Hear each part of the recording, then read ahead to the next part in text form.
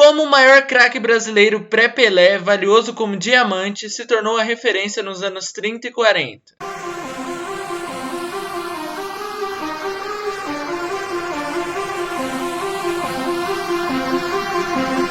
Bom, tudo começou no dia 6 de setembro de 1913, quando Leônidas da Silva nasceu em São Cristóvão, no Rio de Janeiro. Era filho de Maria e Manuel e tinha uma vida humilde. O menino desde sua infância teve contato com a bola e aos 13 anos já treinava no time de juniores do São Cristóvão. Mas em 1929 ele saiu do clube e foi jogar no Sírio-Libanês profissionalmente. Lá ele ainda era muito jovem e ainda não tinha tanta mídia. Isso só mudou com sua ida para o Bom Sucesso 2 anos depois. Lá ele se destacou bastante e chamou a atenção. Tanto é que foi convocado para a seleção carioca e também convocado para a seleção brasileira com apenas 19 anos. E como na época não tinha essa cautela muito importante com jovens, Leônidas jogou contra a seleção que era atual campeão mundial na época, o Uruguai. O atacante foi titular e marcou 2 gols na vitória por 2-1, em pleno centenário, em Montevidéu, e ganhou a Copa Rio Branco. É óbvio que isso chamou a atenção e o Peñarol não perdeu tempo. Leônidas agora jogaria pelos Carboneiros. Mas sua carreira meteórica deu uma minguada nesse tempo no Uruguai. Ele foi prejudicado por lesões e talvez porque fosse muito jovem e estava acostumado com o clima quente do Rio de Janeiro e não conseguiu se adaptar no país vizinho. No total, Leônidas jogou apenas 7 jogos oficiais e marcou 3 gols em cerca de um ano, e com esse desempenho meia boca ele voltou para sua terra natal. No Vasco e no Rio de Janeiro, o atacante voltou a brilhar. Ele ajudou o Cruz Maltino a conquistar o Carioca e com seu bom desempenho conseguiu convencer o técnico Luiz Vinhais a levá-lo para a Itália jogar a Copa de 1934. Apesar do péssimo desempenho brasileiro, Leônidas conseguiu fazer o único gol da seleção no torneio. Depois de jogar o campeonato mais importante do futebol, Leônidas da Silva saiu do Vasco e foi jogar no Botafogo, conseguindo ser mais uma vez campeão carioca e deixando sua marca. Mas realmente até esse momento ele era um pouco inquieto, pulando de galho em galho. E o novo time da vez era o Flamengo, que vivia um período de seca de títulos. Lá ele se tornaria um ídolo incontestável e ficaria de 1936 até 41, mudando um pouco o script de sua carreira. Leônidas marcou 153 gols em 149 jogos pelo rubro-negro, e nesses 6 anos viveu o auge de sua carreira. No Flamengo ele conseguiu mais uma vez ser campeão carioca em 1939 e campeão do Rio-São Paulo no ano seguinte. Ele também foi um grande incentivo para o aumento da torcida flamenguista, e além disso ele jogou ao lado de grandes jogadores como Domingos da Guia e Zizinho. Mas o seu principal feito realmente foi em 1938, na Copa da França.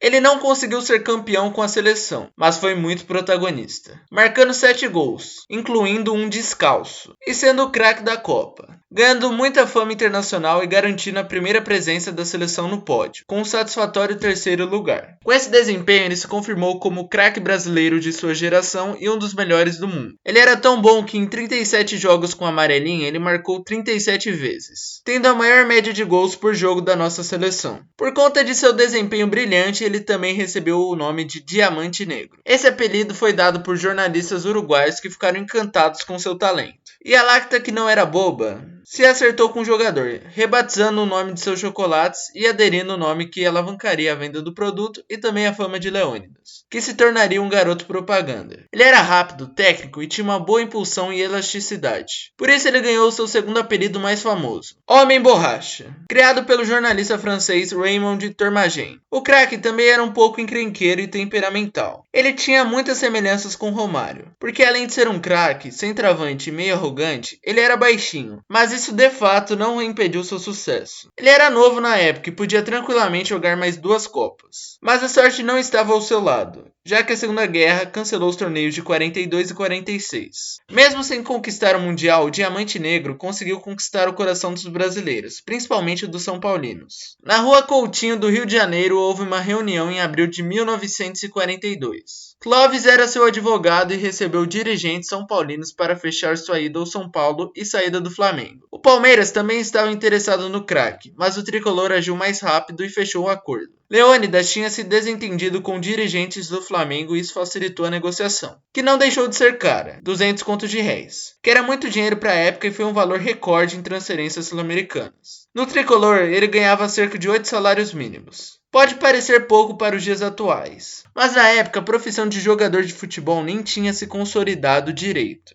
Inclusive por isso o atacante foi até chamado de mercenário. Leônidas foi para São Paulo de trem e foi recebido por cerca de 10 mil São Paulinos. Essa recepção e o alto valor da negociação obrigavam o jogador a responder e ajudar muito o time em campo. O problema é que ele estava fora de forma, até um pouco gordo porque não jogava há meses. Por isso na época recebeu o apoio de uma nutricionista e conseguiu vencer essa adversidade. Leônidas jogou muito bem, fazendo 144 gols em 211 jogos. E também trouxe muito dinheiro por conta do grande público que ele atraía aos estádios. Além disso, ele trouxe troféus, sendo pentacampeão paulista 1943, 45, 46, 48 e 49. Ele se transformou em um grande ídolo do clube, e até foi cogitado para ser o nome do Morumbi. Mas isso acabou não se concretizando. Leônidas da Silva realmente foi o rei do futebol antes de Pelé. Ele era um grande jogador que popularizou um movimento, bicicleta, muito plástico do futebol e o aperfeiçoou. Alguns dizem que ele foi o criador do movimento, mas isso não é verdade. Alguns jogadores já utilizavam esse recurso antes, como a sua inspiração para ousar a tentar o lance. Petronilho de Brito fez isso antes dele, e o Diamante Negro não fazia questão de esconder isso. Leônidas fazia uma autêntica bicicleta acrobática, e não uma simples puxada em que o jogador não solta.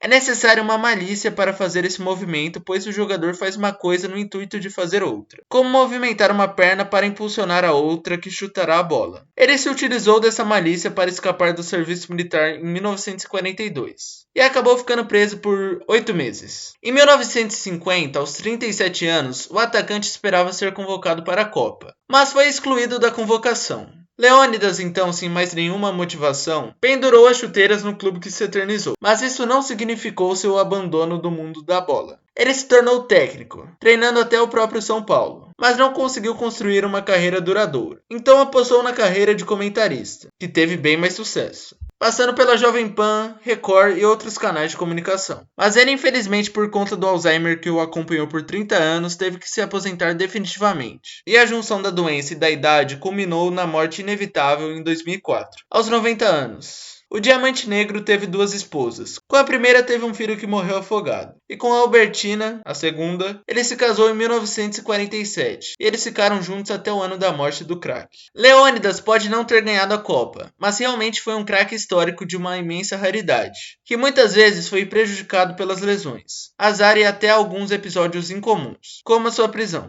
Mas conseguiu se destacar no início da profissionalização do futebol brasileiro e ganhou muita popularidade, se tornando muito valioso para a população que o idolatrava, para os times pelos quais ele jogava e a seleção brasileira. Leônidas da Silva realmente era um diamante negro. Bom, meu nome é Matheus e se você gostou do vídeo eu peço encarecidamente seu like, que faz toda a diferença na recomendação do vídeo, no alcance do vídeo. Realmente ele vai me ajudar a produzir mais conteúdo e mais conteúdo. Também peço que você deixe seu comentário fazendo uma recomendação de melhoria, os assuntos que eu posso abordar no vídeo, se você está gostando do que eu estou abordando, para eu saber se eu devo ou não continuar nessa pegada. Também se inscreva no canal e ative o sininho para não perder nenhum vídeo. E no mais é isso. Então, tchau e até logo!